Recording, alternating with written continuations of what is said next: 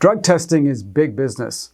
The drug testing industry is developing more accurate tests every year, and their advancements are being encouraged and funded by both big business and government. Let's have a look at the types of tests commonly used to detect marijuana.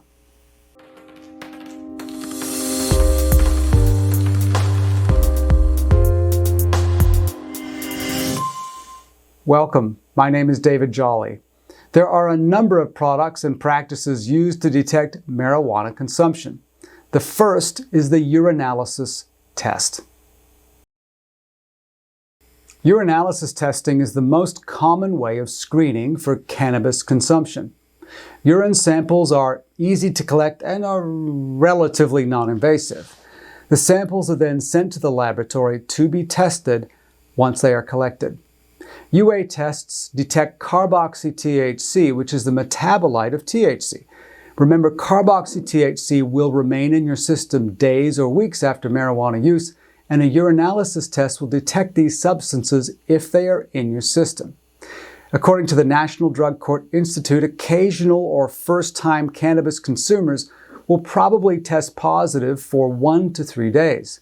Infrequent users may test positive for at least 4 days, and frequent marijuana users can expect to test positive for 10 days after use. It's important to use these findings as only a rough guide, as there are studies confirming positive findings with UA testing more than a month after use, and in one extreme case, more than 2 months after use. Blood tests for drugs are often used during DUI or criminal investigations when an officer suspects the driver has used marijuana or another drug, or during a criminal investigation following a fatal traffic accident when drugs might be suspected.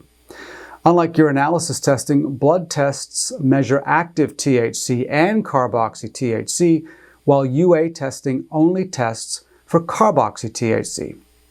Because blood testing is invasive with the use of a needle, it is used far less frequently in drug testing. In states with strict driving under the influence of marijuana laws, blood draws may be requested by law enforcement officers or required by the very quick granting of a search warrant for blood. Hair testing is proven to be an accurate form of testing for marijuana. Hair testing also provides the longest period of detection, up to 3 months, following cannabis use. Following cannabis consumption, the THC reaches the hair follicles through the blood vessels in the scalp and is then deposited on the hair shafts. Once there, THC will remain on the hair as it grows. During the testing process, only a small sample of hair is required. Frequent cannabis users are more likely to test positive during this type of testing due to the buildup of THC in their hair over time. There are some concerning studies that also found that secondhand smoke can leave evidence of THC residue in the hair.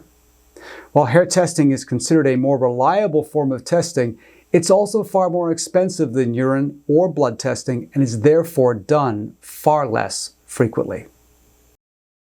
Saliva testing is one of the newer methods of testing for marijuana, and frankly, I have never seen it at all used in my line of work. There are certain advantages in that it is less expensive and more convenient than other tests that are usually employed. Studies have found that saliva samples produce positive results within hours of marijuana use, which is far faster than urine samples.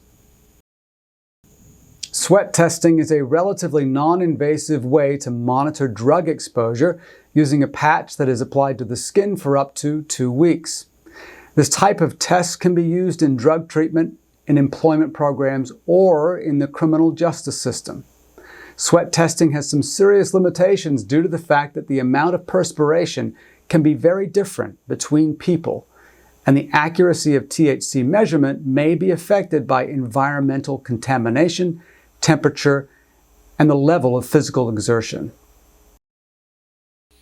At-home drug tests are easy to find and can be purchased in both drugstores and online, and they're also relatively affordable. While these tests are not as accurate as the other tests mentioned, they may give an indication of where the marijuana remains in your body. But be cautious with these tests, as studies have proven that false negative tests have occurred when the at-home test has either passed its expiration date or the test chemicals are not working correctly. Anecdotally, many of my clients have purchased 2 different types of marijuana home drug tests and test twice to ensure greater reliability. For more videos on cannabis and criminal law, please subscribe to this channel.